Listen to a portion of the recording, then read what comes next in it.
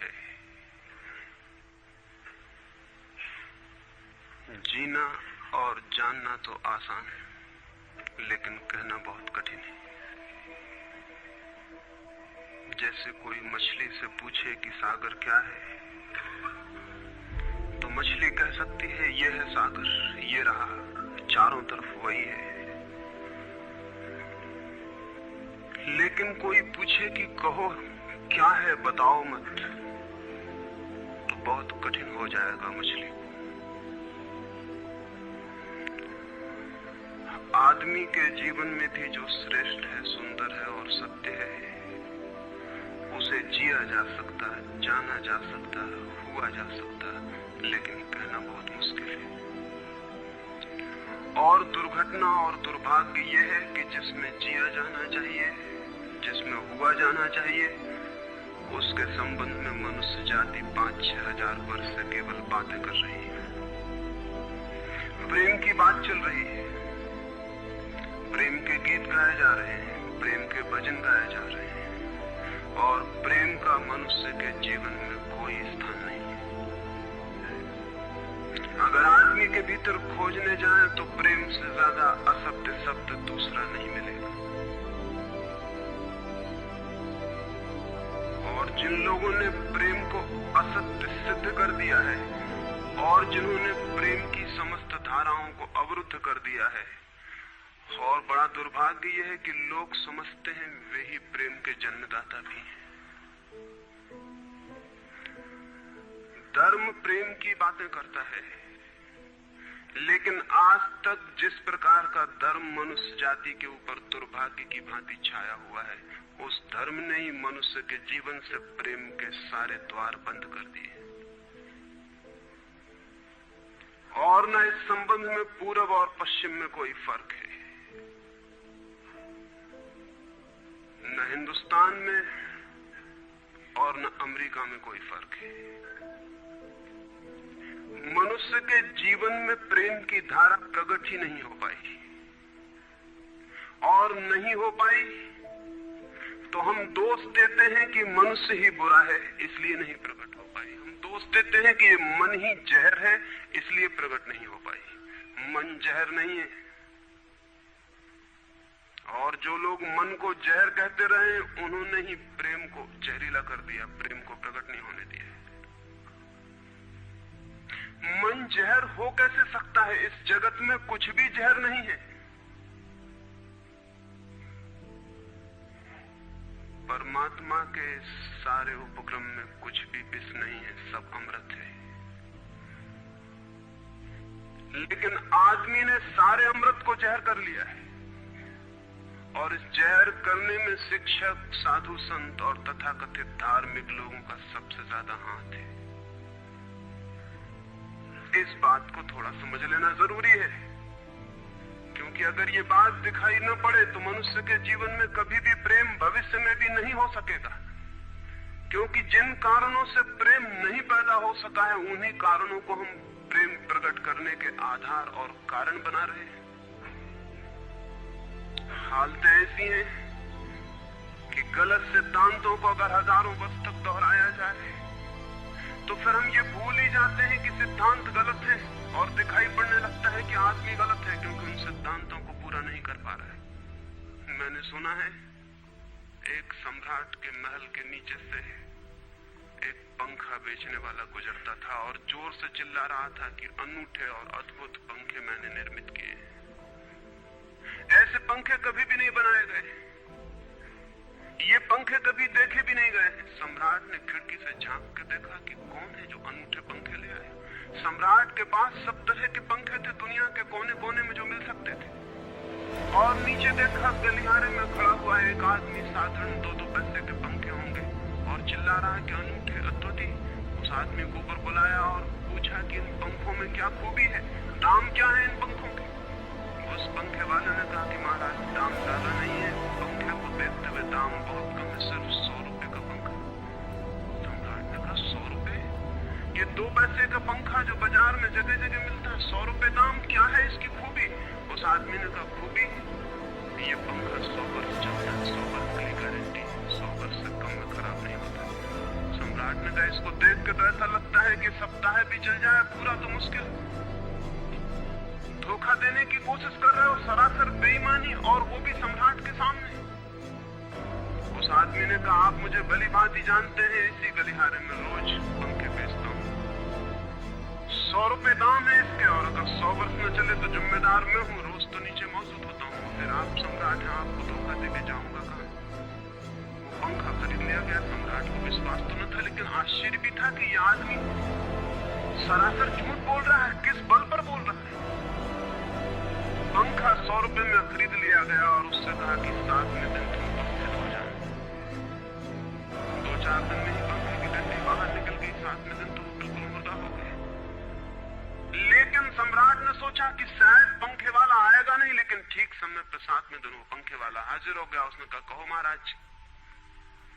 उन्होंने कहा, कहना नहीं, ये पंखा पड़ा हुआ है, टूटा हुआ। ये 7 दिन में ये गति हो गई, तुम कहते 100 वर्ष चलेगा? पागल हो या धोखेबाज, क्या हो? उस आदमी ने कहा कि मालूम होता है आपको पंखा चलना नहीं आता है। पंखा तो 100 वर्ष चलता ही, पंखा तो गारंटीड है। आप पंखा झलते कैसे थे? सम्राट ने कहा, और भी सुनो, अब मुझे ये भी सीखना पड़ेगा कि पंखा कैसे किया जाए।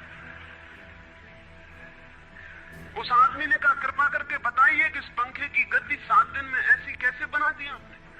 किस भांति पंखा किया? सम्राट ने पंखा उठा के करके दिखाया कि इस भांति मैंने पंखा किया है। उस आदमी ने कहा, समझ गया, भूल, इस तरह पंखा नहीं किया जाता। सम्राट ने कहा, और क्या रास्ता है पंखा चलने का? उस आदमी ने कहा, पंखा पकड़िए सामने और सिर को हिलाइए। पंखा 100 वर्ष चलेगा, आप समाप्त हो जाएंगे, लेकिन पंखा बचेगा। पंखा गलत नहीं है, आपके चलने का ढंग गलत है। ये आदमी पैदा हुआ है 5-6 हजार या 10 हजार वर्ष की संस्कृति का। ये आदमी फल है, लेकिन संस्कृति गलत नहीं है, ये आदमी गलत है। आदमी मरता जा रहा है रोज, और संस्कृति की दुहाई चलती चली जाती है कि महान संस्कृति, महान धर्म, महान सब कुछ, और उसका ये फल है। आदमी उसी संस्कृति से गुजरा है और ये परिणाम है उसका। लेकिन नहीं, आदमी गलत है, और आदमी को बदलना चाहिए अपने को। और कोई कहने की हिम्मत नहीं उठाता कि कहीं ऐसा तो नहीं है कि 10,000 वर्षों में जो संस्कृति और धर्म आदमी को प्रेम से नहीं भर पाए, वो संस्कृति और धर्म गलत हो। और अगर 10,000 वर्षों में आदमी प्रेम से नहीं भर पाया, तो आगे कोई संभावना है इसी धर्म और इसी संस्कृति के आधार पर कि आदमी कभी प्रेम से भर जाए? 10,000 वर्षों में जो नहीं हो पाया, वो आगे भी 10,000 वर्षों में होने वाला नहीं है, क्योंकि आदमी यही है, कल भी यही होगा। आदमी हमेशा से यही है और हमेशा यही होगा। और संस्कृति और धर्म जिनके हम नारे दिए चले जाते हैं, संतों और महात्माओं की जिनकी दुहाइयां दिए चले जाते हैं, सोचने के लिए हम तैयार नहीं कि कहीं हमारा बुनियादी चिंतन की दिशा ही तो गलत नहीं है। मैं कहना चाहता हूं कि वो गलत है, और गलत सबूत है ये आदमी। और क्या सबूत होता है? एक बीज को हम बोएं और फल जहरीले और कड़वे हों, तो क्या सब सिद्ध होता है? सिद्ध होता है कि वो बीज जहरीला और कड़वा रहा होगा। हालांकि बीज में पता लगाना मुश्किल है कि उससे जो फल पैदा होंगे वो कड़वे पैदा होंगे। बीज में कुछ खोजबीन नहीं की जा सकती। बीज को तोड़ो फोड़ो, कोई पता नहीं चल सकता कि इससे जो फल पैदा होंगे वो कड़वे होंगे। बीज को वो 100 वर्ष लग जाएंगे, वृक्ष होगा, बड़ा होगा, आकाश में फैलेगा, तब फल आएंगे और तब पता चलेगा कि वे कड़वे। 10,000 वर्ष में संस्कृति और धर्म के जो बीज बोए गए हैं, ये आदमी उसका फल है, और ये कड़वा है और घृणा से भरा हुआ है।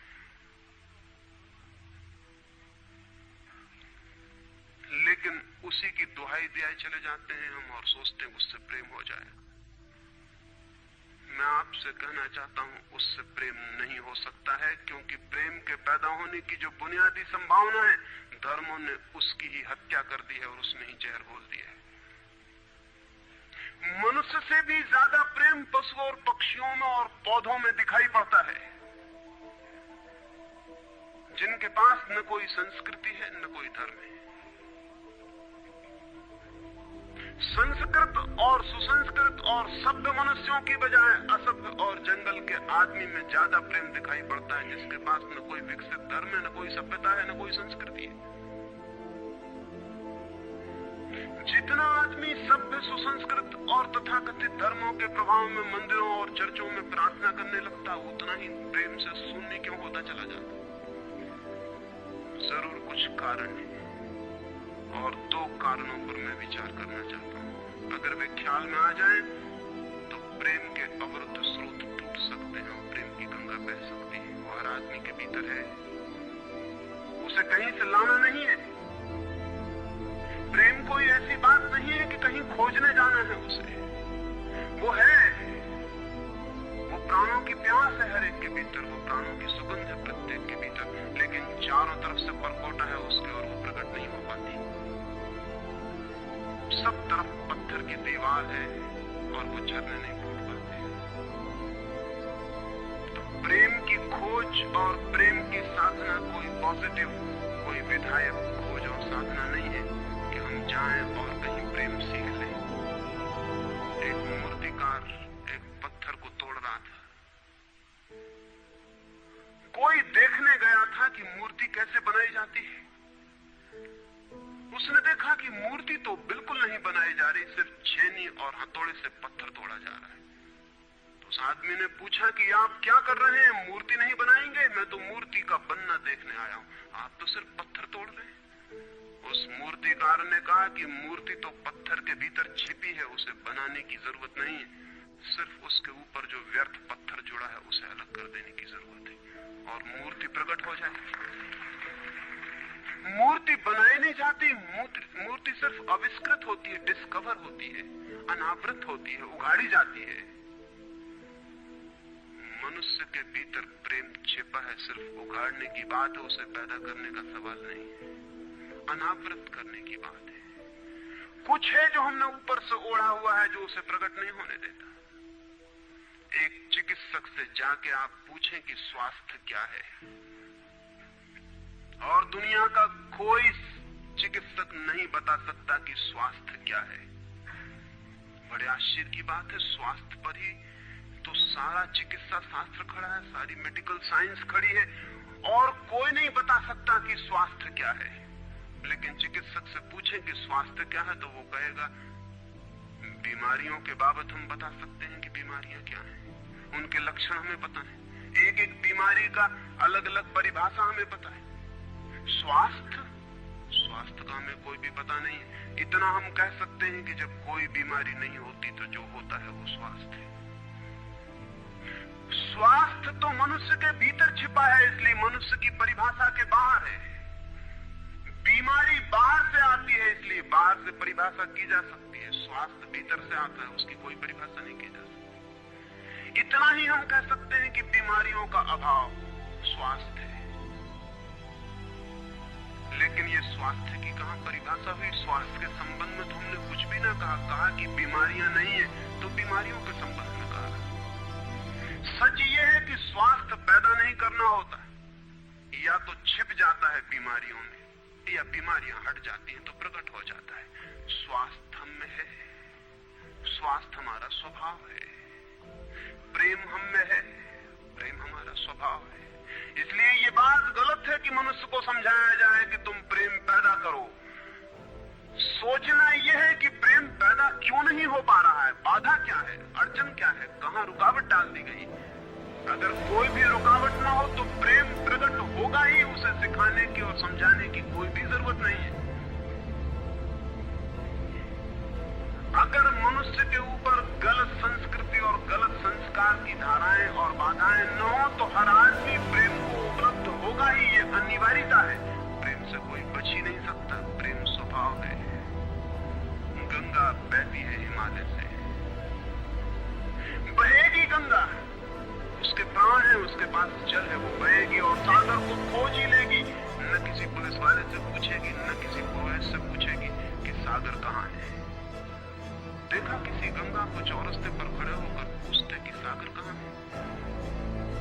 उसके प्राणों में है छिपी सागर की खोज और ऊर्जा है, तो पहाड़ तोड़ेगी, मैदान तोड़ेगी और पहुंच जाएगी सागर तक। सागर कितने ही दूर हो, कितना ही छिपा हो, खोज ही लेगी।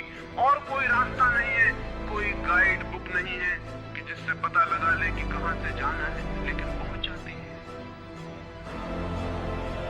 लेकिन बांध दिए जाएं, चारों तरफ परकोटे उठा दिए जाएं।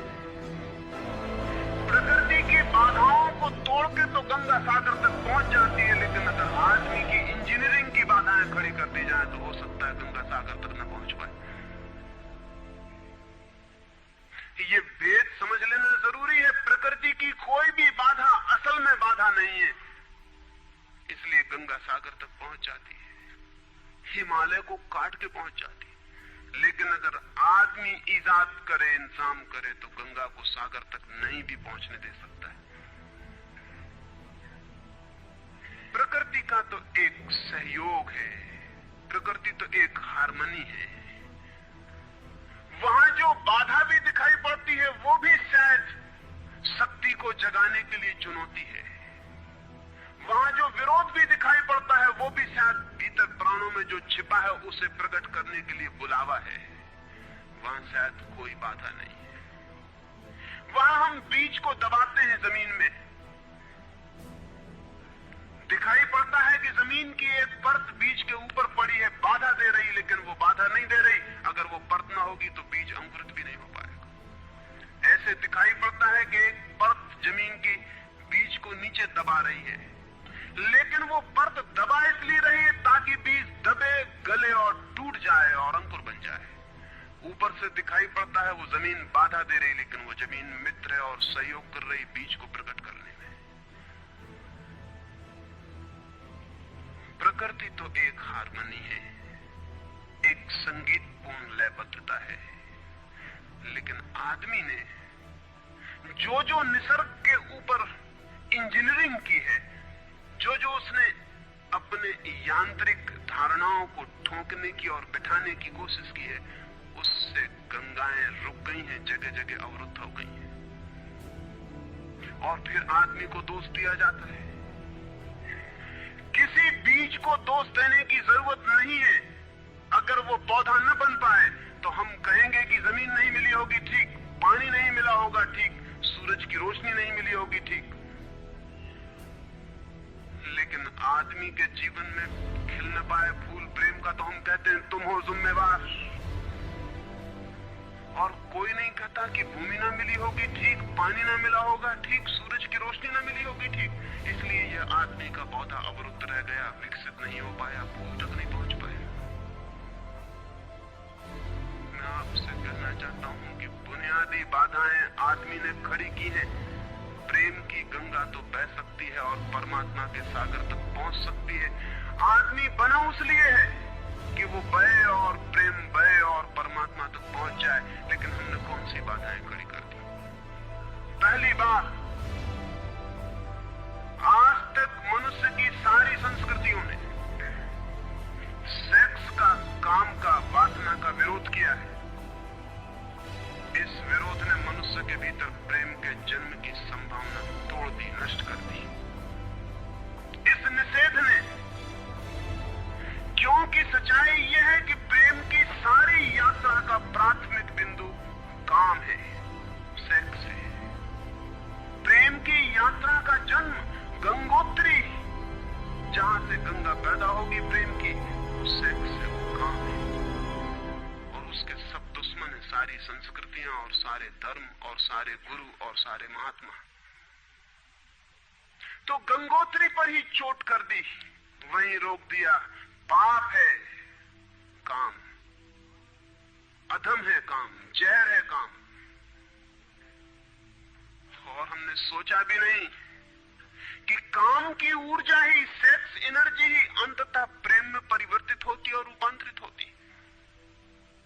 प्रेम का जो विकास है वो काम की शक्ति का ही ट्रांसफॉर्मेशन है, वो उसी का रूपांतरण है। एक कोयला पड़ा हो और आपको ख्याल भी नहीं आएगा कि कोयला ही रूपांतरित होकर हीरा बन जाता है। हीरे और कोयले में बुनियादी रूप से कोई भी फर्क नहीं है। हीरे में भी वही तत्व हैं जो कोयले में। और कोयला हजारों वर्ष की प्रक्रिया से गुजर के हीरा बन जाता है, लेकिन कोयले की कोई कीमत नहीं है। उसे कोई घर में रखता भी है तो ऐसी जगह जहां दिखाई न पड़े, और हीरे को लोग छातियों पे लटका के घूमते हैं कि वो दिखाई पड़े।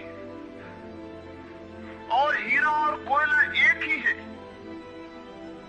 लेकिन कोई दिखाई नहीं पड़ता कि इन दोनों के बीच अंतर संबंध है, एक यात्रा है। कोयले की शक्ति ही हीरा बनती है, और अगर आप कोयले के दुश्मन हो गए, जो कि हो जाना बिल्कुल आसान है क्योंकि कोयले में कुछ भी नहीं दिखाई पड़ता, तो हीरे के पैदा होने की संभावना भी समाप्त हो गई, क्योंकि कोयला ही हीरा बन सकता था। सेक्स की शक्ति ही, काम की शक्ति ही प्रेम बनती है, लेकिन उसके विरोध में सारे दुश्मन हैं उसके, अच्छे आदमी उसके दुश्मन,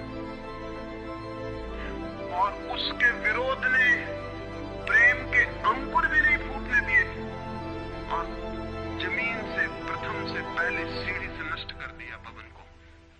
फिर वो हीरा नहीं बन पाता कोयला, क्योंकि उसके बनने के लिए जो स्वीकृति चाहिए, जो उसका विकास चाहिए, जो उसको रूपांतरित करने की प्रक्रिया चाहिए, उसका सवाल ही नहीं उठता। जिसके हम दुश्मन हो गए, जिसके हम शत्रु हो गए, जिससे हमारी द्वंद्व की स्थिति बन गई और जिससे हम निरंतर लड़ने लगे, अपनी ही शक्ति से आदमी को लड़ा दिया गया है, सेक्स की शक्ति से आदमी को लड़ा दिया गया है। और शिक्षाएं दी जाती हैं कि द्वंद्व छोड़ना चाहिए, कॉन्फ्लिक्ट छोड़नी चाहिए, लड़ना नहीं चाहिए, और सारी शिक्षाएं बुनियाद में सिखा रही हैं कि लड़ो, मन जहर है तो मन से लड़ो, जहर से तो लड़ना पड़ेगा। सेक्स पाप है तो उससे लड़ो, और ऊपर से कहा जा रहा है कि द्वंद्व छोड़ो। जिन शिक्षाओं के आधार पर मनुष्य द्वंद्व से भर रहा है, वही शिक्षाएं दूसरी तरफ कह रही हैं कि द्वंद्व छोड़ो। एक तरफ आदमी को पागल बनाओ और दूसरी तरफ पागल खाने खोलो कि उनका इलाज करना है। एक तरफ कीटाणु फैलाओ बीमारियों के, और फिर अस्पताल खोलो कि बीमारियों का इलाज यहां किया जाता है। एक बात समझ लेनी जरूरी है संबंध में, मनुष्य कभी भी काम से मुक्त नहीं हो सकेगा। काम उसके जीवन का प्राथमिक बिंदु है, उसी से जन्म होता है। परमात्मा ने काम की शक्ति को ही, सेक्स को ही सृष्टि का मूल बिंदु स्वीकार किया है, और परमात्मा जिसे पाप नहीं समझ रहा, महात्मा उसे पाप बता रहे हैं। अगर परमात्मा उसे पाप समझता है तो परमात्मा से बड़ा पापी इस पृथ्वी पर, इस जगत में, इस विश्व में कोई भी नहीं है। फूल खिला हुआ दिखाई पड़ रहा है, कभी सोचा है कि फूल का खिल जाना भी सेक्सुअल एक्ट है? फूल का खिल जाना भी काम की एक घटना है, वासना की एक घटना है। फूल में है क्या उसके खिल जाने में? उसके खिल जाने में कुछ भी नहीं है। वे बिंदु हैं, पराग के, वीरी के कण हैं, जिन्हें तितलियां उड़ा के दूसरे फूलों पे ले जाएंगी और नया जन्म देंगी। एक मोर नाच रहा है और कवि गीत गा रहे हैं, और संत भी देख के प्रसन्न होंगे, लेकिन उन्हें ख्याल नहीं कि नृत्य एक सेक्सुअल एक्ट है। मोर पुकार रहा है अपनी प्रेयसी को या अपने प्रेमी को, वो नृत्य किसी को रिझाने के लिए। पपीहा गीत गा रहा है, कोयल बोल रही है। एक आदमी जवान हो गया है, एक युवती सुंदर होकर विकसित हो गई है। वो सब की सब सेक्सुअल एनर्जी की अभिव्यक्तियां, वो सब का सब काम का ही रूपांतरण, वो सब का सब काम की ही अभिव्यक्ति, काम की ही अभिव्यंजना है। सारा जीवन, सारी अभिव्यक्ति, सारी फ्लावरिंग काम की है, और उस काम के खिलाफ संस्कृति और धर्म आदमी के मन में जहर डाल रहे हैं, उससे लड़ाने की कोशिश कर रहे हैं। मौलिक शक्ति से मनुष्य को उलझा दिया है लड़ने के लिए, इसलिए मनुष्य दीनहीन, प्रेम से रिक्त और थोथा और नाकुछ हो गया। काम से लड़ना नहीं है, काम के साथ मैत्री स्थापित करनी है, और काम की धारा को और ऊंचाइयों तक ले जाना है।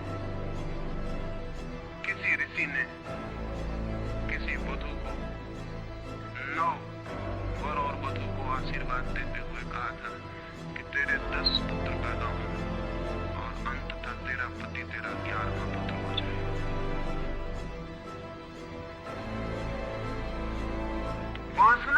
रूपांतरित हो तो पत्नी मां बन सकती है, वासना रूपांतरित हो तो काम प्रेम बन सकता है। लेकिन काम ही प्रेम बनता है, काम की ऊर्जा ही प्रेम की ऊर्जा में विकसित होती है, फलित होती है। लेकिन हमने मनुष्य को भर दिया है काम के विरोध में। इसका परिणाम यह हुआ कि प्रेम तो पैदा नहीं हो सका, क्योंकि वो तो आगे का विकास था, काम की स्वीकृति से आता। प्रेम तो विकसित नहीं हुआ और काम के विरोध में खड़े होने के कारण मनुष्य का चित्त ज्यादा से ज्यादा कामुक और सेक्सुअल होता चला गया। हमारे सारे गीत, हमारी सारी कविताएं, हमारे चित्र, हमारी पेंटिंग्स, हमारे मंदिर, हमारी मूर्तियां सब घूम फिर के सेक्स के आसपास केंद्रित हो गई। हमारा मन ही सेक्स के आसपास केंद्रित हो गया। इस जगत में कोई भी पशु मनुष्य की भांति सेक्सुअल नहीं है। मनुष्य 24 घंटे सेक्सुअल हो गया। उठते बैठते सोते जागते सेक्स ही सब कुछ हो गया। उसके प्राण में एक घाव हो गया, विरोध के कारण, दुश्मनी के कारण, शत्रुता के कारण। जो जीवन का मूल था उससे मुक्त तो हुआ नहीं जा सकता था, लेकिन उससे लड़ने की चेष्टा में सारा जीवन रुग्ण जरूर हो सकता था, वो रुग्ण हो गया है। और ये जो मनुष्य जाति इतनी ज्यादा कामुक दिखाई पड़ रही है, इसके पीछे तथाकथित धर्मों और संस्कृति का बुनियादी हाथ है। इसके पीछे बुरे लोगों का नहीं, सज्जनों और संतों का हाथ है। और जब तक मनुष्य जाति सज्जनों और संतों के इस अनाचार से मुक्त नहीं होती, तब तक प्रेम के विकास की कोई संभावना नहीं। मुझे एक घटना याद आती है। एक फकीर अपने घर से निकला था, किसी मित्र के पास मिलने जा रहा है। निकला है कि घोड़े पर उसका चढ़ा हुआ एक बचपन का दोस्त घर आके सामने खड़ा हो गया। उसने कहा कि दोस्त तुम घर पे रुको, वर्षों से प्रतीक्षा करता था कि तुम आओगे तो बैठेंगे और बात करेंगे, और दुर्भाग्य कि मुझे किसी मित्र से मिलने जाना है, मैं वचन दे चुका हूं तो मैं वहां जाऊंगा, घंटे भर में जल्दी से जल्दी लौट आऊंगा, तब तक तुम विश्राम करो। उसके मित्र ने कहा कि मुझे तो चैन नहीं है, अच्छा होगा कि मैं तुम्हारे साथ ही चला चलूं। लेकिन उसने कहा कि मेरे कपड़े सब गंदे हो गए धूल से रास्ते की, अगर तुम्हारे पास कुछ अच्छा कपड़ा हो तो मुझे दे दो, तो मैं डाल लूं और साथ हो जाऊं। निश्चित था उस फकीर के पास किसी सम्राट ने उसे बहुमूल्य कोट, एक पगड़ी और धोती भेंट की थी। उसने संभाल कर रखी थी, कभी जरूरत पड़ेगी तो पहनूंगा। वो जरूरत नहीं आई थी, निकाल के ले आया। उसी में मित्र ने जब पहन ली तब उसे थोड़ी ईर्ष्या पैदा हुई। मित्र ने पहन के तो मित्र सम्राट मालूम होने लगा। बहुमूल्य कोट था, पगड़ी थी, धोती थी, शानदार जूते थे, और उसके सामने वो फकीर बिल्कुल ही नौकर चाकर दीनहीन दिखाई पड़ने लगा। उसने सोचा है तो बड़ा मुश्किल हुआ, है तो बड़ा गलत हुआ। जिनके घर में ले जाऊंगा ध्यान इस पर जाएगा, मुझ पर किसी का भी ध्यान जाएगा नहीं। अपने ही कपड़े, और आज अपने ही कपड़ों के कारण मैं दीनहीन हो जाऊंगा। लेकिन बार बार मन को समझाया कि मैं फकीर हूं, आत्मा परमात्मा की बात करने वाला, क्या रखा है कोट में पगड़ी में, छोड़ो, पहने रहने तो कितना फर्क पड़ता है। लेकिन जितना समझाने की कोशिश की कि कोट पगड़ी में क्या रखा है, कोट पगड़ी ही उसके मन में घूमने लगी। मित्र दूसरी बात करने लगा, लेकिन वो भीतर तो ऊपर तो कुछ और दूसरी बातें कर रहा है, लेकिन वहां उसका मन नहीं है, भीतर उसे बस कोट और पगड़ी। रास्ते पर जो भी आदमी देखता है उसको कोई भी नहीं देखता, मित्र की तरफ सबकी आंखें जाती हैं। वो बड़ा मुश्किल में पड़ गया कि तो आज अपनी भूल कर ली, अपने हाथ से भूल कर ली। जिनके घर जाना था वहां पहुंचा, जाके परिचय दिया कि मेरे मित्र हैं, जमाल, बचपन के दोस्त हैं, बहुत प्यारे आदमी हैं। और फिर अचानक अनजाने मुंह से निकल गया कि रह गए कपड़े, सो कपड़े मेरे हैं। क्योंकि मित्र भी जिनके घर गए थे वो भी उसके कपड़ों को देख रहे थे, और भीतर उसके चल रहा था कोट पगड़ी, मेरी कोट पगड़ी, और उन्हीं की वजह से मैं परेशान हो रहा हूं। निकल गया मुंह से कि रह गए कपड़े, कपड़े मेरे। मित्र भी हैरान हुआ, घर के लोग भी हैरान हुए कि ये क्या पागलपन की बात है। ख्याल उसको भी आया बोल जाने के बाद, तब पछताया कि तो भूल हो गई। पछताया तो और दबाया अपने मन को, बाहर निकल के क्षमा मांगने लगा कि क्षमा कर दो, बड़ी गलती हो गई। मित्र ने कहा मैं तो हैरान हुआ कि तुमसे निकल कैसे गया। उसने कहा कुछ नहीं सर, जवान की चूक हो गई। हालांकि जवान की चूक कभी भी नहीं होती। भीतर कुछ चलता होता है तो कभी कभी बेमौके जवान से निकल जाता है, चूक कभी नहीं होती। माफ कर दो, भूल हो गई। कैसे ये ख्याल आ गया कुछ समझ में नहीं आता। हालांकि पूरी तरह समझ में आ रहा था कि ख्याल कैसे आया। दूसरे मित्र के घर गए। अब वो तय करता रहा रास्ते में कि अब चाहे कुछ भी हो जाए, ये नहीं कहना है कि कपड़े मेरे हैं। पक्का कर लेना है अपने मन को। घर के द्वार पर उसने जाके बिल्कुल दृढ़ संकल्प कर लिया कि ये बात नहीं उठानी कि कपड़े मेरे हैं।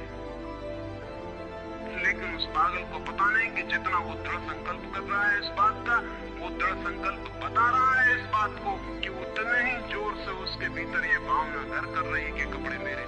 आखिर दृढ़ संकल्प किया क्यों जाता है? एक आदमी कहता है कि मैं ब्रह्मचर्य का दृढ़ व्रत लेता हूँ, उसका मतलब है उसके भीतर कामुकता दृढ़ता से धक्के मार रही है। नहीं तो और कारण क्या है? एक आदमी कहता है कि मैं कसम खाता हूँ कि आज से कम खाना खाऊंगा, उसका मतलब ये कि कसम खानी पड़ रही, ज्यादा खाने का मन है उसका। और तब अनिवार्य रूप में द्वंद्व पैदा होता है। जिससे हम लड़ना चाहते हैं वही हमारी कमजोरी है, और तब द्वंद्व पैदा हो जाना स्वाभाविक है। वो लड़ता हुआ दरवाजे के भीतर गया, संभल संभल के बोला कि मेरे मित्र हैं, लेकिन जब वो बोल रहा है तब उसको कोई नहीं देख रहा, उसके मित्र को उस घर के लोग देख रहे हैं। तब फिर उसे ख्याल आया कि मेरा कोट, मेरी पगड़ी। उसने कहा कि दृढ़ता से कसम खाई, इसकी बात नहीं उठानी। मेरा क्या है कपड़ा लगता? कपड़े लगते किसी के होते हैं। ये तो सब संसार है, ये तो सब माया है। लेकिन ये सब समझा रहा है, लेकिन असलियत तो बाहर से भीतर, भीतर से बाहर हो रही। समझाया कि मेरे मित्र हैं, बचपन के दोस्त हैं, बहुत प्यारे आदमी हैं। रह गए कपड़े, कपड़े उन्हीं के हैं, मेरे नहीं है। पर घर के लोगों को ख्याल आया कि कपड़े उन्हीं के हैं, मेरे नहीं है। आज तक ऐसा परिचय कभी देखा नहीं गया था। बाहर निकल के क्षमा मांगने लगा कि बड़ी भूल हुई जा रही, मैं क्या करूं क्या न करूं, ये क्या हो गया है मुझे। आज तक मेरी जिंदगी में कपड़ों ने इस तरह से मुझे नहीं पकड़ा था, किसी को नहीं पकड़ा। लेकिन अगर तरकीब उपयोग में करें तो कपड़े पकड़ ले सकते हैं। मित्र ने कहा मैं जाता नहीं तुम्हारे साथ, पर वो हाथ जोड़ने लगा कि नहीं ऐसा मत करो, जीवन भर के लिए दुख रह जाएगा कि मैंने क्या दुर्व्यवहार किया। अब मैं कसम खा के कहता हूं कि कपड़ों की बात ही नहीं उठानी। मैं बिल्कुल भगवान की कसम खाता हूं कि कपड़ों की बात नहीं उठानी। और कसम खाने वालों से हमेशा सावधान रहना जरूरी है, क्योंकि जो भी कसम खाता है उसके भीतर उस कसम से भी मजबूत कोई बैठा है जिसके खिलाफ वो कसम खा रहा है। और वो जो भीतर बैठा है वो ज्यादा भीतर है, कसम ऊपर है और बाहर है। कसम चेतन मन से खाई गई है, और जो भीतर बैठा है वो अचेतन की परतों तक समाया हुआ है। अगर मन के 10 हिस्से कर दें तो कसम एक हिस्से ने खाई है, 9 हिस्से उल्टा भीतर खड़ा हुआ है। ब्रह्मचर्य की कसम एक हिस्सा खा रहा है मन का, और 9 हिस्सा परमात्मा की दुआई दे रहा है। वो जो परमात्मा ने बनाया वो उसके लिए कहा चला जा रहा है, कहे चला जा रहा है। गए तीसरे मित्र के घर। अब उसने बिल्कुल ही अपनी सांसों तक पे संयम कर रखा है। संयमी आदमी बड़े खतरनाक होते हैं, क्योंकि उनके भीतर ज्वालामुखी उबल रहा है और ऊपर से वो संयम साधे हुए हैं। और इस बात को स्मरण रखना कि जिस चीज को साधना पड़ता है, साधने में इतना श्रम लग जाता है कि साधना पूरे वक्त हो नहीं सकती, फिर शिथिल होना पड़ेगा, विश्राम करना पड़ेगा। अगर मैं जोर से मुट्ठी बांध लूं तो कितनी देर बांधे रख सकता हूं? 24 घंटे। जितने जोर से बांधूंगा उतने ही जल्दी थक जाऊंगा और मुट्ठी खुल जाएगी। जिस चीज में भी श्रम करना पड़ता है, जितना ज्यादा श्रम करना पड़ता है उतने जल्दी थकान आ जाती, शक्ति खत्म हो जाती और उल्टा होना शुरू हो जाता। मुट्ठी बांधी जितने जोर से उतने ही जल्दी मुट्ठी खुल जाएगी। मुट्ठी खुली रखी जा सकती है 24 घंटे, लेकिन बांध के नहीं रखी जा सकती है। जिस काम में श्रम पड़ता है उस काम को आप जीवन नहीं बना सकते, कभी सहज नहीं हो सकता वो काम। श्रम पड़ेगा, फिर विश्राम का वक्त आएगा ही। इसलिए जितना सदा हुआ संत होता है उतना ही खतरनाक आदमी होता है, क्योंकि उसका विश्राम का वक्त आएगा। 24 घंटे में घंटे भर को उसे शिथिल होना पड़ेगा। उसी बीच दुनिया भर के पाप उसके भीतर खड़े हो जाएंगे, नरक सामने आ जाएगा। तो उसने बिल्कुल ही अपने को सांस सांस रोक लिया और कहा कि अब कसम खाता हूं कि इन कपड़ों की बात ही नहीं उठानी। लेकिन आप सोच लें उसकी हालत। अगर आप थोड़े बहुत भी धार्मिक आदमी होंगे तो आपको अपने अनुभव से भी पता चल सकता है कि उसकी क्या हालत हुई होगी। अगर आपने कसम खाई हो, व्रत लिए हो, संकल्प साधे हो, तो आपको भली भांति पता होगा कि भीतर क्या हालत हो जाती है। भीतर गया, उसके माथे से पसीना चू रहा है, इतना श्रम पड़ रहा है। मित्र डरा हुआ है उसके पसीने को देखकर कि वो उसकी सब नसें खिंची हुई हैं। वो बोल रहा है एक एक शब्द कि मेरे मित्र हैं, बड़े पुराने दोस्त हैं, बहुत अच्छे आदमी हैं। और एक क्षण को वो रुका, जैसे भीतर से कोई जोर का धक्का आया हो और सब बह गया, बाढ़ आ गई और सब बह गया। और उसने रह गए कपड़े की बात, तो मैंने कसम खा ली है कि कपड़े की बात ही नहीं करनी।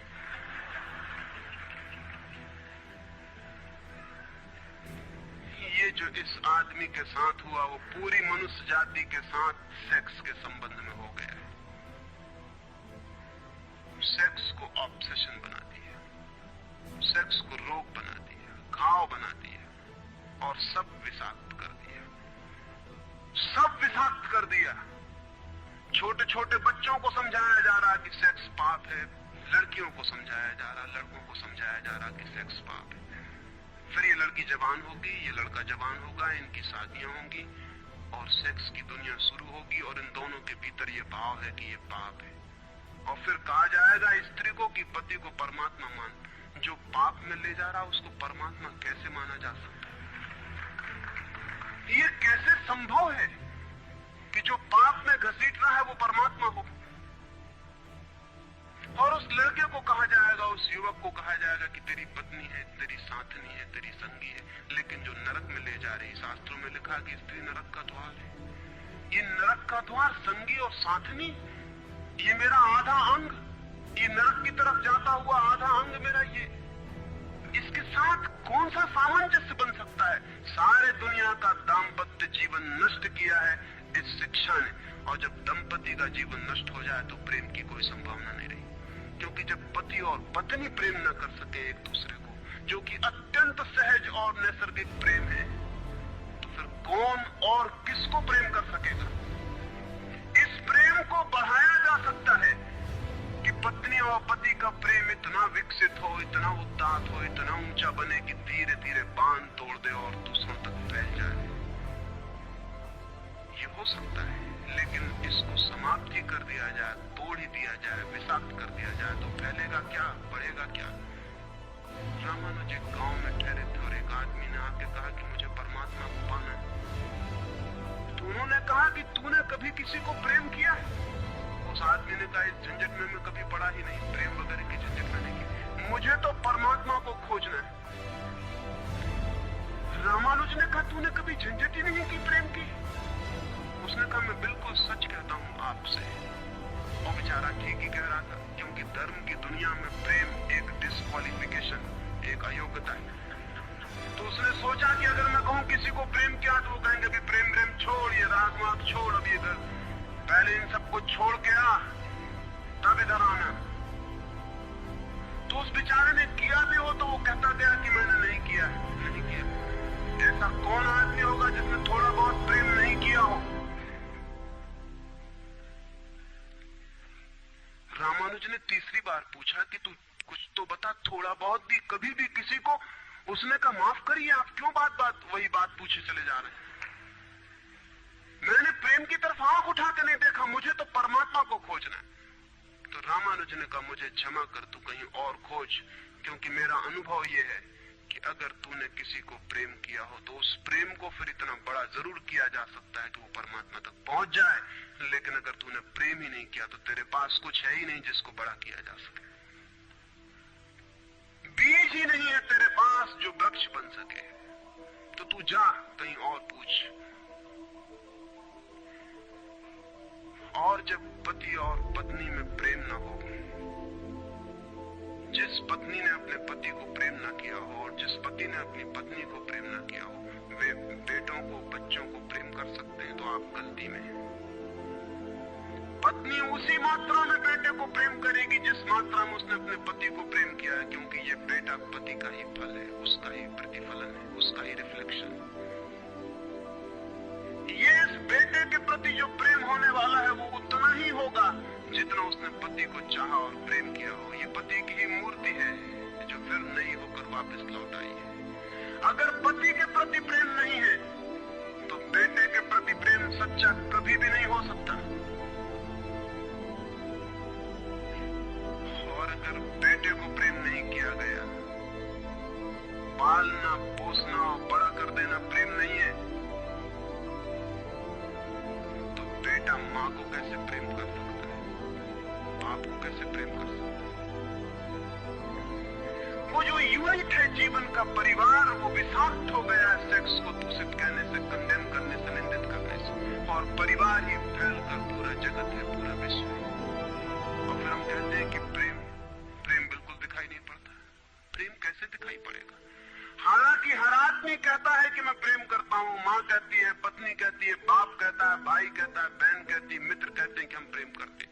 सारी दुनिया में हर आदमी कहता है कि हम प्रेम करते हैं, और दुनिया में इकट्ठा देखो तो प्रेम कहीं दिखाई ही नहीं पड़ता।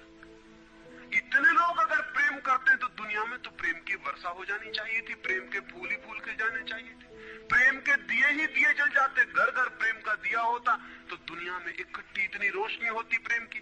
लेकिन वहां तो घृणा की रोशनी दिखाई पड़ती है, क्रोध की रोशनी दिखाई पड़ती है, युद्धों की रोशनी दिखाई पड़ती है, प्रेम का तो कोई पता नहीं चलता। झूठी है ये बात, और ये झूठ जब तक हम मानते चले जाएंगे तब तक सत्य की दिशा में खोज भी नहीं हो सकती। कोई किसी को प्रेम नहीं कर रहा है, और जब तक काम के निसर्ग को परिपूर्ण आत्मा से स्वीकृति नहीं मिलती तब तक कोई किसी को प्रेम कर भी नहीं सकता है। मैं आपसे कहना चाहता हूं कि काम दिव्य है, डिवाइन है। सेक्स की शक्ति परमात्मा की शक्ति है, ईश्वर की शक्ति है। वो इसीलिए तो उससे ऊर्जा पैदा होती है और नया जीवन विकसित होता है। वही तो सबसे रहस्यपूर्ण शक्ति है, वही तो सबसे ज्यादा मिस्टीरियस फोर्स है। उससे दुश्मनी छोड़ दें। अगर आप चाहते हैं कि कभी आपके जीवन में प्रेम की वर्षा हो जाए, उससे दुश्मनी छोड़ दें, उसे आनंद से स्वीकार करें, उसकी पवित्रता को स्वीकार करें, उसकी धन्यता को स्वीकार करें, और खोजें उसमें और गहरे, तो आप हैरान हो जाएंगे। जितनी पवित्रता से काम की स्वीकृति होगी उतना ही काम पवित्र होता चला जाता है, और जितनी अपवित्रता और पाप की दृष्टि से काम से विरोध होगा, काम उतना ही पापपूर्ण और कुरूप होता चला जाता है। जब कोई अपनी पत्नी के पास ऐसे जाए जैसे कोई मंदिर के पास जाता है, जब कोई पत्नी अपने पति के पास ऐसे जाए जैसे सच में कोई परमात्मा के पास जाता है, क्योंकि जब दो प्रेमी काम से निकट आते हैं, जब वे संभोग से गुजरते हैं, तब सच में ही वे परमात्मा के मंदिर के निकट से गुजर रहे हैं। वहीं परमात्मा काम कर रहा है उनकी उस निकटता में, वहीं परमात्मा की सृजन शक्ति काम कर रही है। और मेरी अपनी दृष्टि यह है कि मनुष्य को समाधि का, ध्यान का जो पहला अनुभव मिला हो कभी भी मनुष्य के इतिहास में, तो वो संभोग के क्षण में मिला है और कभी नहीं। संभोग के क्षण में ही पहली बार ये स्मरण आया है आदमी को कि इतने आनंद की वर्षा हो सकती है। और जिन्होंने सोचा, जिन्होंने मेडिटेट किया, जिन लोगों ने काम के संबंध पर और मैथुन पर चिंतन किया और ध्यान किया, उन्हें यह दिखाई पड़ा कि काम के क्षण में, मैथुन के क्षण में, संभोग के क्षण में मन विचारों से शून्य हो जाता है।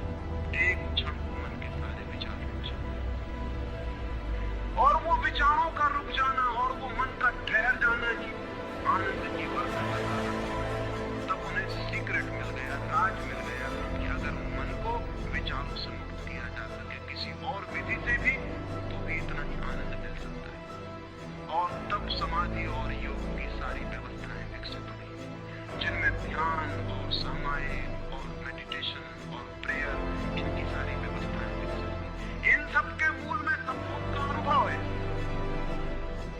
और फिर मनुष्य को अनुभव हुआ कि बिना संभोग में जाए भी चित्त शून्य हो सकता है, और जो रस की अनुभूति संभोग में हुई थी बिना संभोग के भी मिल सकती है। फिर संभोग क्षणिक हो सकता है, क्योंकि शक्ति ऊर्जा विकास का भाव है। लेकिन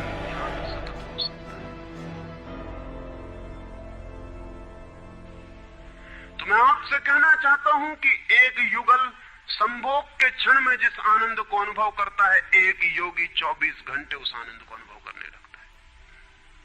लेकिन इन दोनों आनंदों में बुनियादी विरोध नहीं है, और इसलिए जिन्होंने कहा कि विषयानंद और ब्रह्मानंद भाई भाई हैं, उन्होंने जरूर सत्य कहा है। वे सहोदर हैं, एक ही उदर से पैदा हुए हैं, एक ही अनुभव से विकसित हुए, उन्होंने निश्चित ही सत्य कहा है। तो पहला सूत्र आपसे कहना चाहता हूं, अगर चाहते हैं कि पता चले कि प्रेम तत्व क्या है, तो पहला सूत्र है काम की पवित्रता, दिव्यता, उसकी ईश्वरीय अनुभूति की स्वीकृति, उसको परम हृदय से, पूर्ण हृदय से अंगीकार। और आप हैरान हो जाएंगे, जितने परिपूर्ण हृदय से काम की स्वीकृति होगी, उतने ही आप काम से मुक्त होते चले जाएंगे। जितना अस्वीकार होता है, उतने ही हम बंधते हैं, जैसा वो फकीर कपड़ों से बंध गया। जितना स्वीकार होता है, उतने हम मुक्त होते हैं। अगर परिपूर्ण स्वीकार है, टोटल एक्सेप्टेबिलिटी है जीवन का जो निसर्ग है उसकी, तो आप पाएंगे कि वो परिपूर्ण स्वीकृति को मैं आस्तिकता कहता हूं। वही आस्तिकता व्यक्ति को मुक्त करती है। नास्तिक में उनको कहता हूं जो जीवन के निसर्ग का अस्वीकार करते हैं, निषेध करते हैं। ये बुरा है, ये पाप है, ये विष है, ये छोड़ो, ये छोड़ो, ये छोड़ो। जो छोड़ने की बातें कर रहे हैं वे ही नास्तिक हैं। जीवन जैसा है उसे स्वीकार करो और जियो उसकी परिपूर्णता में। वही परिपूर्णता रोज रोज सीढ़ियां सीढ़ियां ऊपर उठाती जाती, वही स्वीकृति मनुष्य को ऊपर ले जाती। और एक दिन उसके दर्शन होते हैं जिसका काम में पता भी नहीं चलता था। काम अगर कोयला था तो एक दिन हीरा भी प्रकट होता है प्रेम का। तो पहला सूत्र ये है। दूसरा सूत्र आपसे कहना चाहता हूं, और वो दूसरा सूत्र भी संस्कृति ने और आज तक की सभ्यता ने और धर्मों ने हमारे भीतर मजबूत किया है। दूसरा सूत्र भी स्मरणीय है, क्योंकि पहला सूत्र तो काम की ऊर्जा को प्रेम बना देगा, और दूसरा सूत्र द्वार की तरह रोके हुए है उस ऊर्जा को बहने से, वो बह नहीं पाएगी।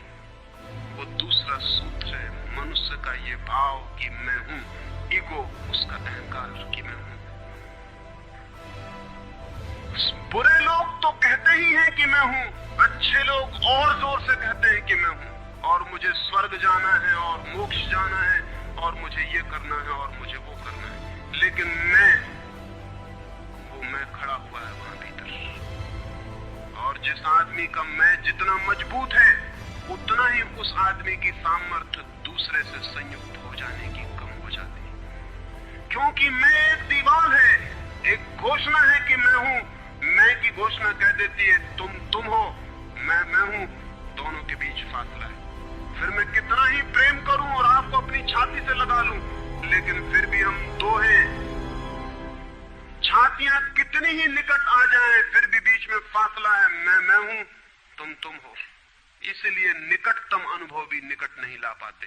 शरीर पास बैठ जाते हैं, आदमी दूर दूर बने रह जाते हैं। जब तक भीतर मैं बैठा हुआ है, तब तक दूसरे का भाव नष्ट नहीं होता। शास्त्र ने कहीं एक अद्भुत वचन कहा है कि दी अदर इज हेल। वो जो दूसरा है वही नरक है। लेकिन शास्त्र ने ये नहीं कहा कि why the other is other. वो दूसरा क्यों है? वो दूसरा इसलिए है कि मैं हूं, और जब तक मैं हूं तब तक दुनिया में हर चीज दूसरी है, अन्य है, भिन्न है। और जब तक भिन्नता है तब तक प्रेम का अनुभव नहीं हो सकता। प्रेम है एकात्म का अनुभव। प्रेम है इस बात का अनुभव कि गिर गई दीवार और दो ऊर्जाएं मिल गई और संयुक्त हो गई। प्रेम है इस बात का अनुभव कि एक व्यक्ति और दूसरे व्यक्ति की सारी दीवारें गिर गई और प्राण संयुक्त हुए, मिले और एक हो गए। जब यही अनुभव एक व्यक्ति और समस्त के बीच फलित होता है तो उस अनुभव को मैं कहता हूं परमात्मा। और जब दो व्यक्तियों के बीच फलित होता है तो उसे मैं कहता हूं प्रेम।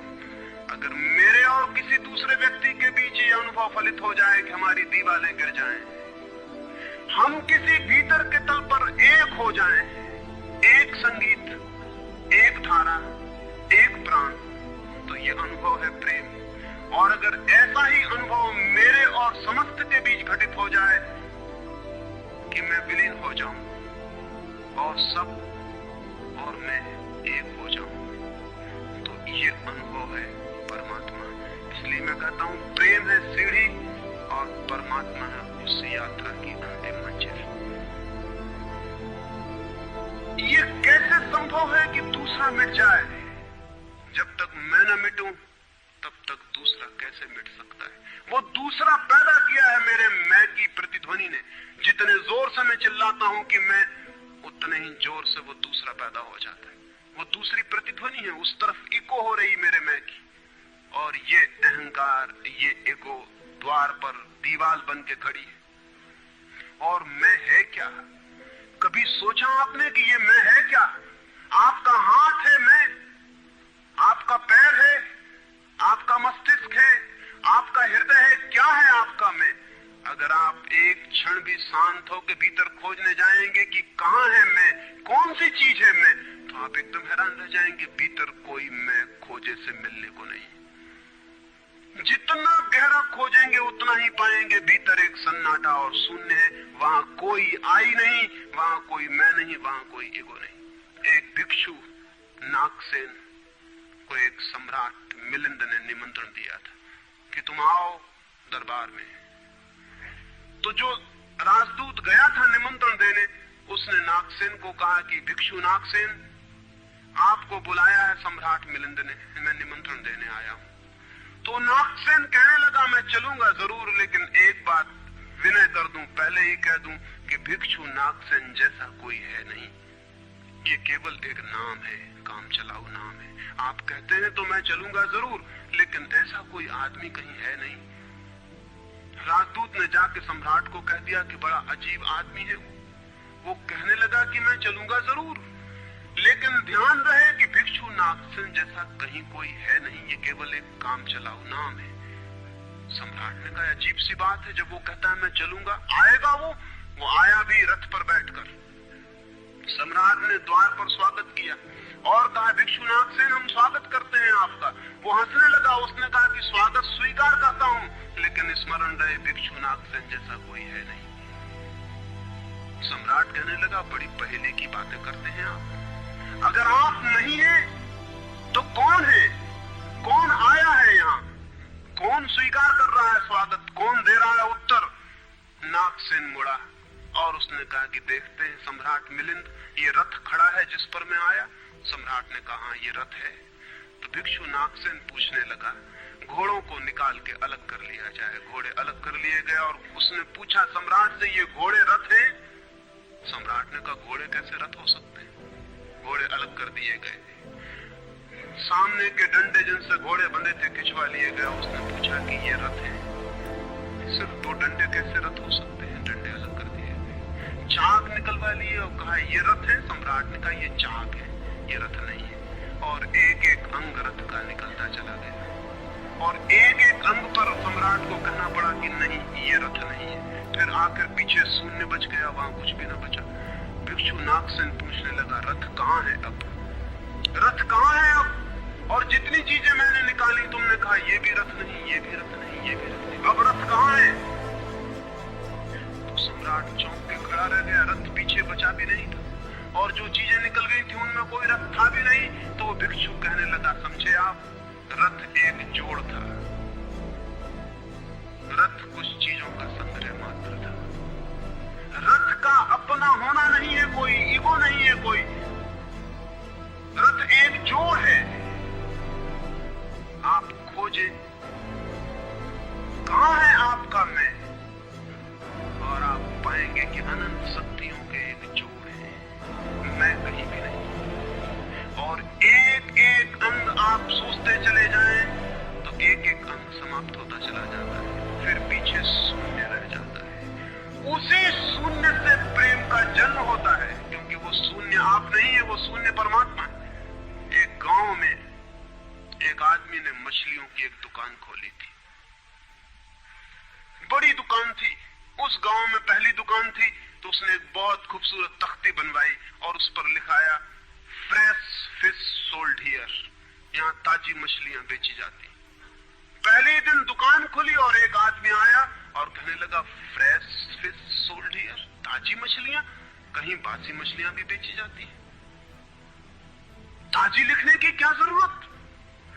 दुकानदार ने सोचा कि बात तो ठीक है, इससे और व्यर्थ बासे का भी ख्याल पैदा होता है। उसने फ्रेश अलग कर दिया, ताजा अलग कर दिया। तख्ती रह गई फिश सोल्ड हियर, मछलियां बेची जाती हैं, मछलियां यहां बेची जाती। दूसरे दिन एक बूढ़ी औरत आई और उसने कहा कि मछलियां यहां बेची जाती हैं, सोल्ड हियर, कहीं और कहीं भी बेचते हो? उस आदमी ने कहा ये हियर बिल्कुल फिजूल है। उसने तख्ती पर एक शब्द और अलग कर दिया, रह गया फिश सोल्ड। तीसरे दिन एक आदमी आया, वो कहने लगा फिश सोल्ड, मछलियां बेची जाती हैं, मुफ्त भी देते हो क्या? आदमी ने कहा ये सोल्ड भी बेकार। उस सोल्ड को भी अलग कर दिया। अब रह गई वहां तख्ती फिश। एक बुढ़ा आया और कहने लगा फिश, अंधे को भी मील भर दूर से बात मिल जाती है, ये तख्ती काहे के लिए लटकाई हुई है?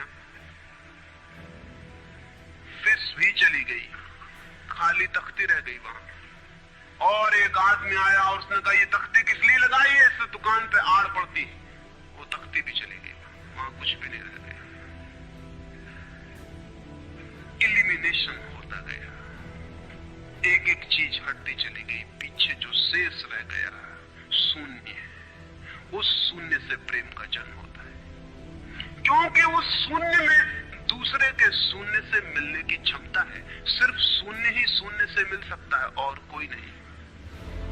दो शून्य मिल सकते हैं, दो व्यक्ति नहीं, दो इंडिविजुअल नहीं मिल सकते, दो वैक्यूम, दो एम्प्टीनेस मिल सकते हैं। क्योंकि बाधा आप कोई भी नहीं, शून्य की कोई दीवार नहीं होती और हर चीज की दीवार होती है।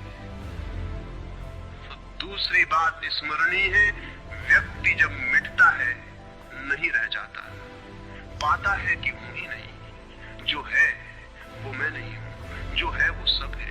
तब द्वार गिरता है, दीवार टूटती है और तब वो गंगा बहती है जो भीतर छिपी है और तैयार है। वो शून्य की प्रतीक्षा कर रही कि कोई शून्य हो जाए तो उससे बह उठूं।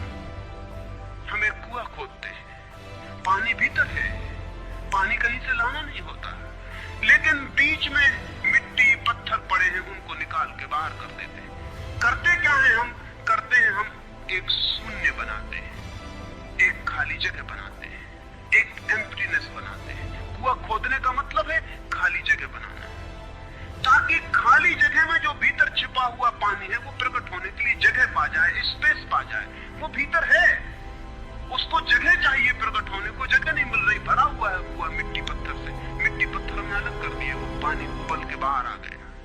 आदमी के भीतर प्रेम भरा हुआ है, स्पेस चाहिए, जगह चाहिए जहां वो प्रकट हो जाए। और हम भरे हुए हैं अपने मैं से। हर आदमी चिल्लाए चला जा रहा है मैं, और स्मरण रखें जब तक आपकी आत्मा चिल्लाती है मैं, तब तक आप मिट्टी पत्थर से भरे हुए कुएं हैं। आपके कुएं में प्रेम के झरने नहीं फूटेंगे, नहीं फूट सकते। मैंने सुना है एक बहुत पुराना वृक्ष था, आकाश में सम्राट की तरह उसके हाथ फैले हुए थे। उस पर फूल आते थे तो दूर दूर से पक्षी सुगंध लेने आते हैं। उस पर फल लगते थे तो तितलियां उड़ती। उसकी छाया, उसके फैले हाथ, हवाओं में उसका वो खड़ा रूप आकाश में बड़ा सुंदर था। एक छोटा बच्चा उसकी छाया में रोज खेलने आता था। उस बड़े वृक्ष को उस छोटे बच्चे से प्रेम हो गया। बड़ों को छोटों से प्रेम हो सकता है अगर बड़ों को पता ना हो कि हम बड़े हैं। वृक्ष को कोई पता नहीं था कि मैं बड़ा हूं, ये पता सिर्फ आदमी को होता है, इसलिए उसका प्रेम हो गया। अहंकार हमेशा अपने से बड़ों को प्रेम करने की कोशिश करता है। अहंकार हमेशा अपने से बड़ों से संबंध जोड़ता है। प्रेम के लिए कोई बड़ा छोटा नहीं, जो आ जाए उसी से संबंध जुड़ जाता है। और एक छोटा सा बच्चा खेलता आता था उस वृक्ष के पास, उस वृक्ष का उससे प्रेम हो गया, लेकिन वृक्ष की शाखाएं ऊपर थी, बच्चा छोटा था, तो वृक्ष अपनी शाखाएं उसके लिए नीचे झुका था ताकि वो फल तोड़ सके, फूल तोड़ सके।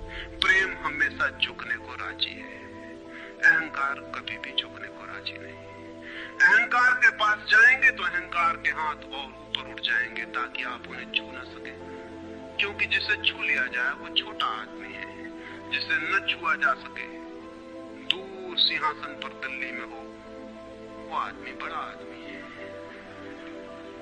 वो वृक्ष के शाखाएं नीचे झुकाती जब वो बच्चा खेलता हुआ आता, और जब बच्चा उसके फूल तोड़ लेता तो वृक्ष बहुत खुश होता, उसके प्राण आनंद से भर जाते।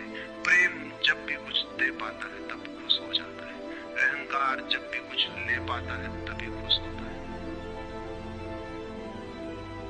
फिर वो बच्चा बड़ा होने लगा, वो कभी उसकी छाया में सोता, कभी उसके फल खाता, कभी उसके फूलों का ताज बना के पहनता और जंगल का सम्राट हो जाता है। प्रेम के फूल जिसके पास भी बरसते हैं वही सम्राट हो जाता है, और जहां भी अहंकार गिरता है वहीं सब अंधकार हो जाता है, आदमी दीन और दरिद्र हो जाता है। वो लड़का फूलों का ताज पहनता और नाचता, और वृक्ष बहुत खुश होता, उसके प्राण आनंद से भर जाते, हवाएं सनसनाती और वो गीत गाता। फिर लड़का और बड़ा हुआ, वो वृक्ष के ऊपर भी चढ़ने लगा, वो उसकी शाखाओं से झूलने भी लगा, वो उसकी शाखाओं पर विश्राम भी करता, और वृक्ष बहुत आनंदित होता। प्रेम आनंदित होता है जब प्रेम किसी के लिए छाया बन जाता है। अहंकार आनंदित होता है जब किसी की छाया छीन लेता है। लेकिन लड़का बड़ा होता चला गया, दिन बढ़ते चले गए। जब लड़का बड़ा हो गया तो उसे और दूसरे काम भी दुनिया में आ गए, महत्वाकांक्षाएं आ गई, उसे परीक्षाएं पास करनी थी, उसे मित्रों को जीतना था। वो फिर कभी कभी आता, कभी नहीं भी आता, लेकिन वृक्ष उसकी प्रतीक्षा करता कि वो आए, वो आए। उसके सारे प्राण पुकारते कि आओ आओ। प्रेम निरंतर प्रतीक्षा करता है कि आओ आओ। प्रेम एक प्रतीक्षा है, एक अवेटिंग है, लेकिन वो कभी आता कभी नहीं आता तो वृक्ष उदास हो जाता है। प्रेम की एक ही उदासी है, जब वो बांट नहीं पाता तो उदास हो जाता है, जब वो दे नहीं पाता तो उदास हो जाता है। और प्रेम की एक ही धन्यता है कि जब वो बांट देता है, लुटा देता है तो आनंदित हो जाता है। फिर लड़का और बड़ा होता चला गया और वृक्ष के पास आने के दिन कम होते चले गए। जो आदमी जितना बड़ा होता चला जाता है, महत्वाकांक्षा के जगत में प्रेम के निकट आने की सुविधा उतनी ही कम होती चली जाती है। उस लड़के की एम्बिशन, महत्वाकांक्षा बढ़ रही थी, कहां वृक्ष, कहां जाना। फिर एक दिन वहां से निकलता था तो वृक्ष ने उसे कहा, सुनो।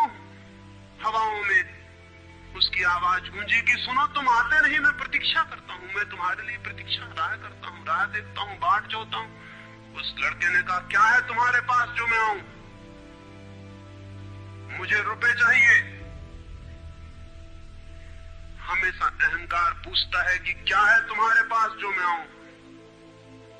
अहंकार मांगता है कि कुछ हो तो मैं आऊं, ना कुछ हो तो आने की कोई जरूरत नहीं। अहंकार एक प्रयोजन है, एक पर्पस है। प्रयोजन पूरा होता हो तो मैं आऊं, अगर कोई प्रयोजन ना हो तो आने की जरूरत क्या है। और प्रेम निष्प्रयोजन है, प्रेम का कोई प्रयोजन नहीं। प्रेम अपने में ही अपना प्रयोजन है, वो बिल्कुल पर्पसलेस है। वृक्ष तो चौंक गया, उसने कहा कि तुम तभी आओगे जब मैं कुछ तुम्हें दे सकूं। मैं तुम्हें सब दे सकता हूं, क्योंकि प्रेम कुछ भी रोकना नहीं चाहता। जो रोक ले वो प्रेम नहीं है। अहंकार रोकता है, प्रेम तो बेशर्त दे देता है। लेकिन रुपए मेरे पास नहीं है। ये रुपए तो सिर्फ आदमी की इजाद है, वृक्षों ने ये बीमारी नहीं पाली है। उस वृक्ष ने कहा, इसलिए तो हम इतने आनंदित होते हैं, इतने फूल खिलते हैं, इतने फल लगते हैं, इतनी बड़ी छाया होती है, हम इतना नाचते हैं आकाश में, हम इतने गीत गाते हैं, पक्षी हम पर आते हैं और संगीत का कलरव करते हैं, क्योंकि हमारे पास रुपए नहीं।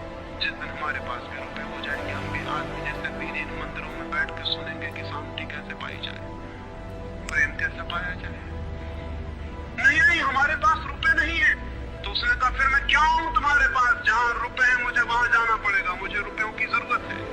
अहंकार रुपया मांगता है, क्योंकि रुपया शक्ति है, अहंकार शक्ति मांगता है। वृक्ष ने बहुत सोचा, फिर उसे ख्याल आया, तो तुम एक काम करो, मेरे सारे फलों को तोड़ के ले जाओ और बेच दो तो शायद रुपए मिल जाए। और उस लड़के को भी ख्याल आया, वो चढ़ा, उसने सारे फल तोड़ डाले, कच्चे भी गिरा डाले, शाखाएं भी टूटी, पत्ते भी टूटे, लेकिन वृक्ष बहुत खुश हुआ, बहुत आनंदित हुआ। टूट के भी प्रेम आनंदित होता है, अहंकार पाके भी आनंदित नहीं होता, पाके भी दुखी होता है।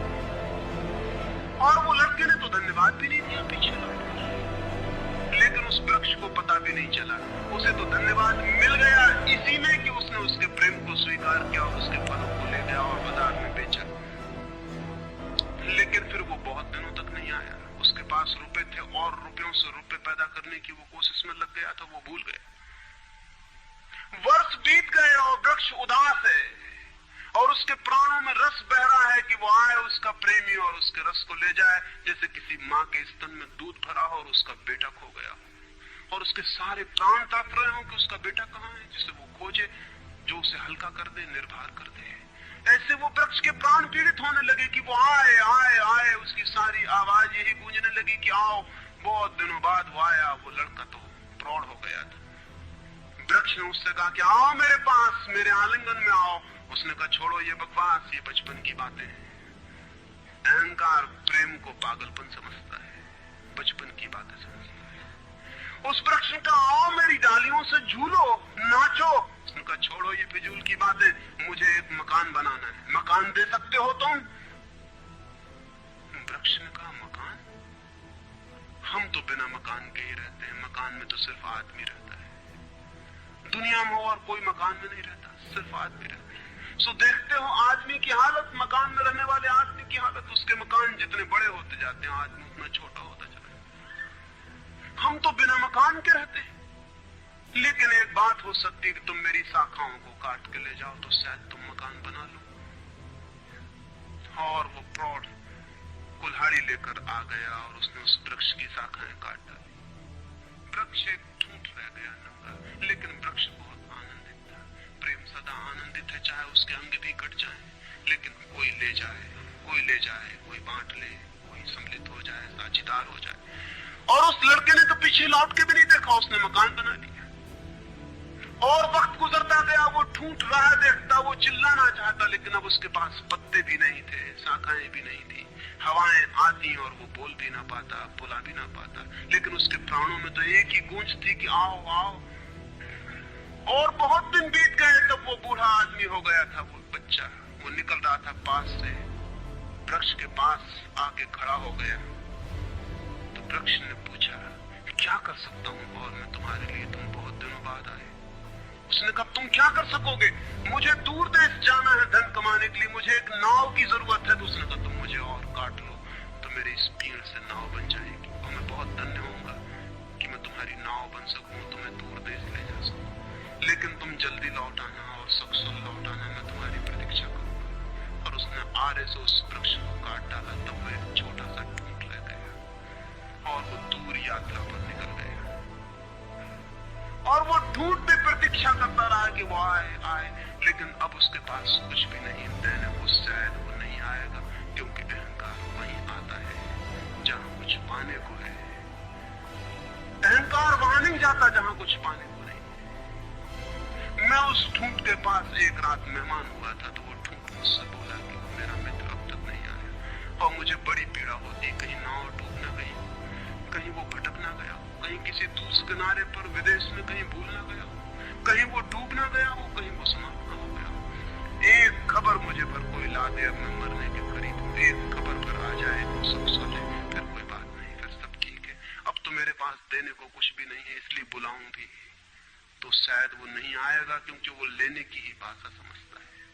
अहंकार लेने की भाषा समझता है, प्रेम देने की भाषा है। इससे ज्यादा और कुछ मैं नहीं कहूंगा। जीवन एक ऐसा वृक्ष बन जाए और उस वृक्ष की शाखाएं अनंत तक फैल जाएं, सब उसकी छाया में हो और सब तक उसकी बाह फैल जाए, तो पता चल सकता है कि प्रेम क्या है। प्रेम प्रेम का कोई शास्त्र नहीं है, न कोई परिभाषा है, न प्रेम का कोई सिद्धांत है। तो मैं बहुत हैरानी में था कि क्या कहूंगा आपसे कि प्रेम क्या है। तो बताना मुश्किल है। आके बैठ सकता हूं, अगर मेरी आंखों में दिखाई पड़ जाए तो दिखाई पड़ सकता है, अगर मेरे आंखों में दिखाई पड़ जाए तो दिखाई पड़ सकता है। मैं कह सकता हूं यह है प्रेम, लेकिन प्रेम क्या है? अगर मेरी आंख में न दिखाई पड़े, मेरे हाथ में न दिखाई पड़े, तो शब्दों से बिल्कुल भी दिखाई नहीं पड़ सकता है कि प्रेम क्या है।